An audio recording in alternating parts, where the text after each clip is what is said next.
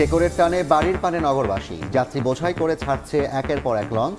Schedule বিপর্যয় না থাকায় ট্রেনেও স্বস্তি। বিভিন্ন রুটের বাসে বাড়তি ভাড়া নেওয়ার অভিযোগ।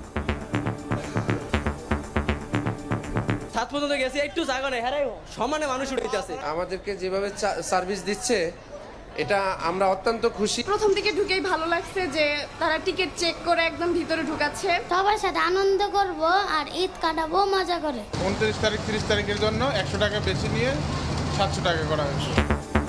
ঈদের ছুটিতে চুরি, ছিনতাই, ডাকাতি ঠেকাতে তৎপর আইন শৃঙ্খলা রক্ষা বাহিনী। কাজ করবে অক্সিলিয়ারি ফোর্সও।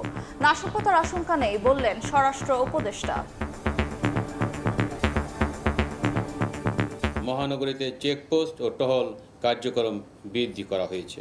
এখানে আল্লাহ দিলে কোনো ধরনের ষড়যন্ত্রের হুমকি নাই। দেখছিলেন প্রধান শিরোনাম। দুপুরের সময়ে সঙ্গে আছি আমি জাফর সাদিক এবং আমি আফরোজা মৌটুসী। এবার অন্যান্য শীর্ষ সংবাদ।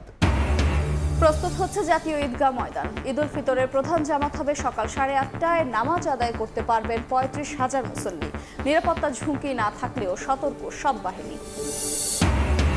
নতুন বাংলাদেশ হবে ক্ষুধা ও দারিদ্র্যমুক্ত। সংস্কারের মাধ্যমে প্রতিষ্ঠা হবে সুশাসন ও শক্তিশালী গণতন্ত্র। বেইজিংয়ে প্রধান উপদেষ্টা। তোদের উদ্যোক্তা হওয়ার আহ্বান।